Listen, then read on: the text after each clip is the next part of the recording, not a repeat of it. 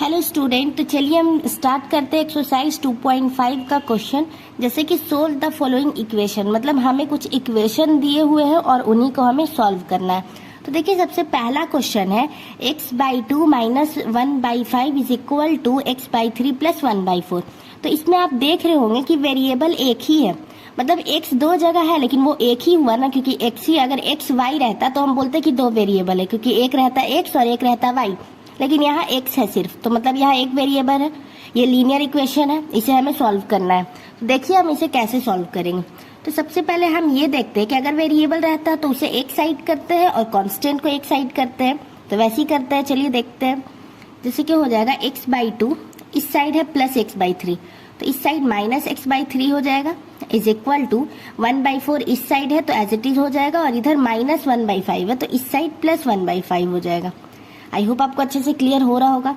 और जैसे कि 3 2 का एलसीएम निकालेंगे तो वो हो जाएगा 6, और 2 3 जा 6 तो 3x हो जाएगा यहाँ, और 3 2 जा 6 तो यहाँ 2x हो जाएगा।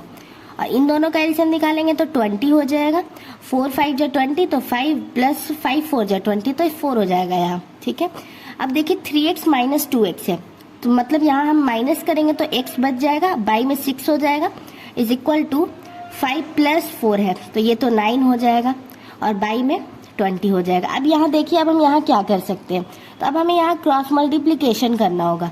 तो हम ऐसे क्रॉस मल्टीप्लिकेशन करते हैं, ठीक है। तो यहाँ हो जाएगा 20 into x is equal to 9 into 6, ठीक है। तो यहाँ देखिए 20x हो जाएगा, और यहाँ हो जाएगा 54।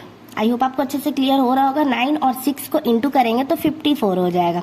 अब हम यहाँ x का वैल्यू निकालेंगे तो ये हो जाएगा 54/20, ठीक है। अब हम इसे 2 से कैंसिल करेंगे तो ये हो जाएगा 2 से कैंसिल, जैसे कि 2 2 जा 4 और 1 बचा 1 4 7, 27/10 टाइम में, ठीक है।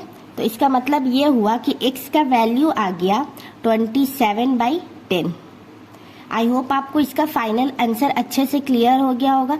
अगर क्वेश्चन नंबर 1 में कोई भी डाउट आता है आप कमेंट करके पूछ सकते हैं। चलिए अब हम देखते हैं क्वेश्चन नंबर 2। चलिए तो अब हम देखते हैं क्वेश्चन नंबर 2। जैसे कि देखिए क्वेश्चन नंबर 2 में है n/2 minus 3n/4 plus 5n/6 is equal to 21। तो इसमें भी हम देखेंगे कि एक ही वेरिएबल है, मतलब ये भी लीनियर इक्वेशन है, और इसमें जितने भी इक्वेशन होंगे सब लीनियर ही होंगे, ठीक है। तो देखिए इसमें भी एक वेरिएबल है, तो हमने पढ़ा था कि वेरिएबल को एक साइड करना है और कांस्टेंट को एक साइड करना है। तो इसमें हम देख रहे हैं पहले ही से तीनों वेरिएबल एक ही साइड है, ठीक है। तो अब कांस्टेंट अलग साइड है तो उसी में हमें सॉल्व करना है। जैसे कि देखिए n/2 minus 3n/4 plus 5n/6, ये तीनों एक साइड है और वो 21 एक साइड है।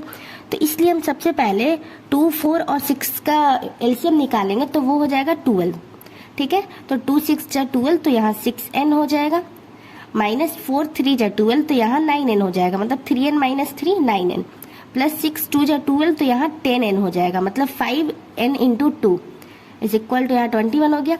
अब हम देख रहे हैं कि अब हमें इन तीनों को सॉल्व करना है। जैसे कि देखिए इसके आगे प्लस है और इसके आगे प्लस है, तो 10 प्लस 6 कितना हो जाएगा 16n, माइनस 9n हो गया अलग, यहाँ बाई में 12 है इज इक्वल टू 21 हो जाएगा, ठीक है। आई होप आपको अच्छे से क्लियर हो रहा होगा।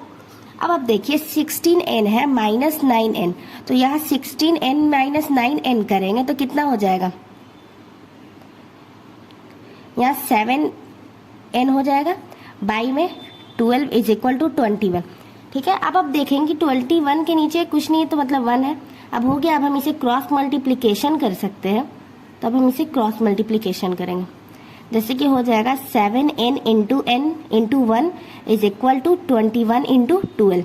तो अब आप देखिए यहाँ एक और है इजली मेथड। आप देखिए कि ये दोनों, मतलब इन दोनों को हमें अगर हम इंटू करेंगे तो ज़्यादा हार्ड होगा, तो इसलिए हम यहाँ क्या करते हैं कि 7n is equal to 21 into 12 as it is लिख देते हैं। और अब हम क्या करेंगे, n is equal to 21 into 12 ऊपर हो जाएगा और 7 को नीचे कर देंगे। वैसे भी हम इंटू करते तो ये दोनों ऊपर ही रहता, तो वैसे हमने इंटू नहीं किया और डायरेक्ट रहने दिया, क्योंकि लास्ट में हम इसे इजीली काट सके। देखिए 7 को 3 टाइम में काट देंगे, 21 से कैंसिल हो गया 7, तो n इज इक्वल टू हो जाएगा 3 इंटू 12, ये हो गया क्योंकि 7 से 21 3 टाइम में कैंसिल हो गया। तो अब n का वैल्यू जो है वो आ जाएगा 12 इंटू 3, मतलब कितना होता है 36। ठीक है, आई होप आपको इसका फाइनल आंसर भी अच्छे से क्लियर हो गया होगा। चलिए अब हम देखते हैं क्वेश्चन नंबर 3। हेलो स्टूडेंट, तो चलिए अब हम देखते हैं क्वेश्चन नंबर 3। तो देखिए इसका क्वेश्चन है x + 7 - 8x/3 is equal to 17/6 - 5x/2। तो इसमें भी आप देखिए कि एक ही वेरिएबल है, तो इसमें भी हमें क्या करना है कि वेरिएबल को एक साइड कर देना है और कांस्टेंट को एक साइड कर देना है।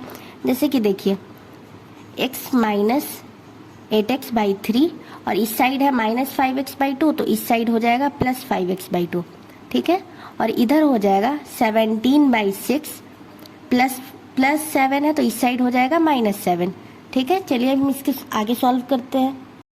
तो देखिए स्टूडेंट, ये हो गया, सब वेरिएबल एक साइड हो गया और इधर कांस्टेंट एक साइड हो गया। तो अब हमें क्या करना है कि x के नीचे कुछ नहीं है तो 1।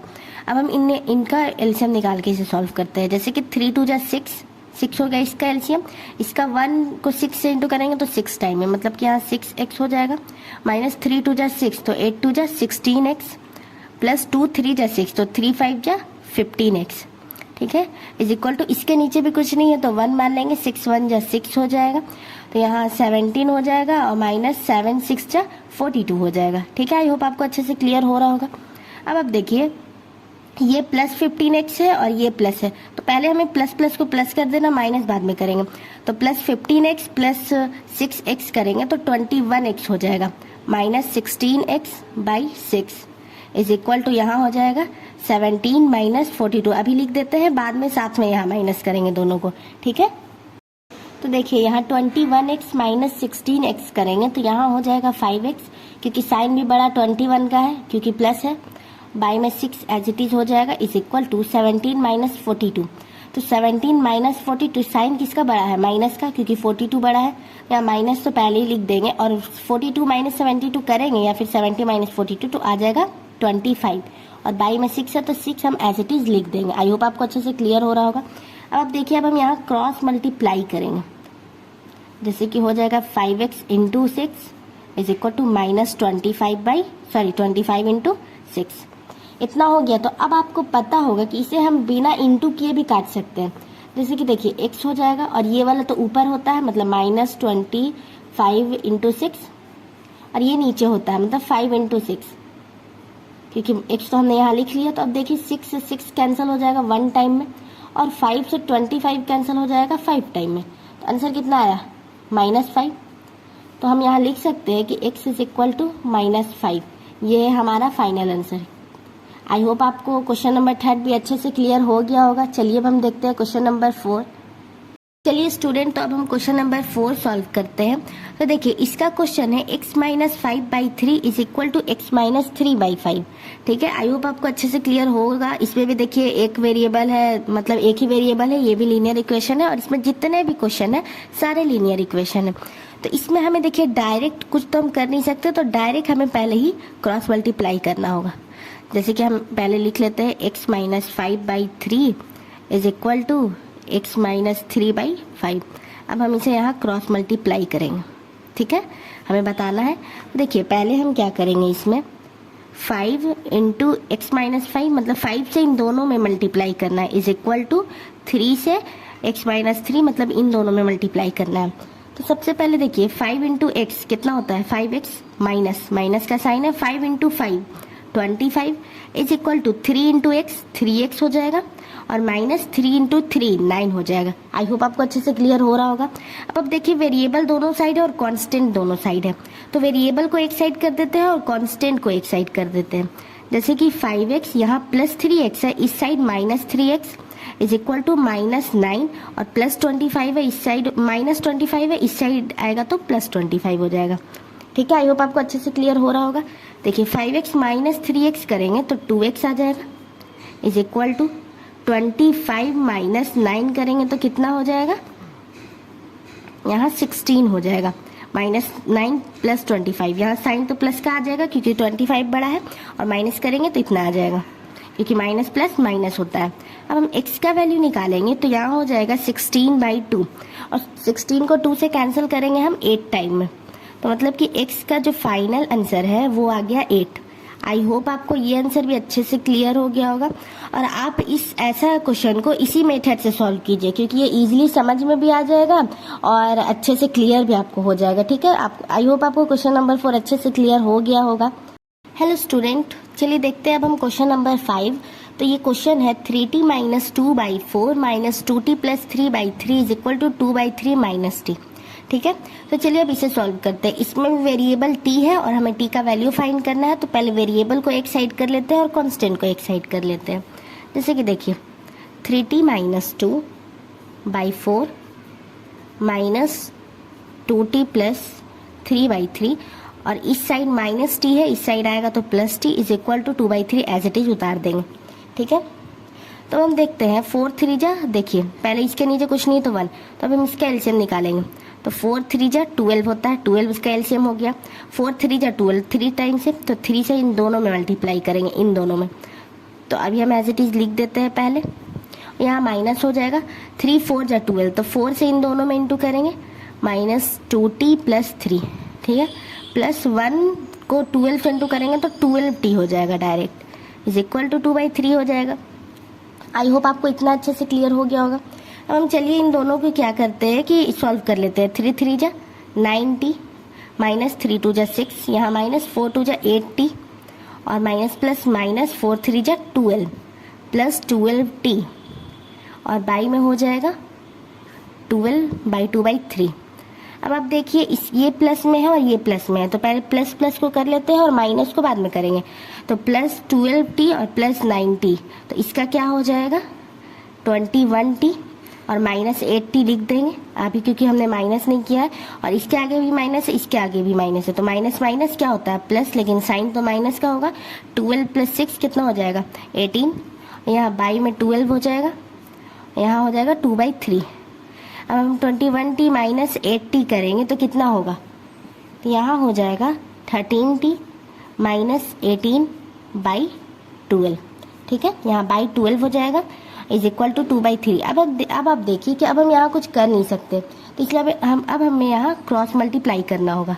हम यहाँ क्रॉस मल्टीप्लाई कर देंगे, जैसे कि 3 से पहले करेंगे 13t माइनस 18 में और is equal to 12 into 2। I hope आपको अच्छे से क्लियर हो रहा होगा। तो अब हम देखिए क्या करेंगे, 13 इंटू 3 कितना होता है 39t माइनस 18 इंटू 3 54 हो जाएगा, इज इक्वल टू 12 इंटू 2 24 हो जाएगा। ठीक है, तो अब आप देखिए अब हम इधर सॉल्व करेंगे, तो यहाँ हो जाएगा 39t minus 54 is equal to 24। अब हम क्या करेंगे, वेरिएबल को एक साइड रहने देंगे और कांस्टेंट को एक साइड कर देंगे। जैसे कि 39t is equal to 24 minus 54, तो इस साइड जाएगा तो प्लस 54 हो जाएगा। आई होप आपको अच्छे से क्लियर हो रहा होगा। अब यहाँ हो जाएगा 39t इज इक्वल टू, इन दोनों को हम ऐड करेंगे तो ये हो जाएगा 78। ठीक है, अब हम t का वैल्यू निकालेंगे, तो यहाँ है 78 और बाई में हो जाएगा 39, तो ये हो जाएगा कैंसिल 2 टाइम में, मतलब कि जो t का वैल्यू है वो आ जाएगा 2। आई होप आपको ये क्वेश्चन नंबर 5 अच्छे से क्लियर हो गया होगा। कोई भी डाउट आता है कमेंट करके पूछ सकते हैं आप।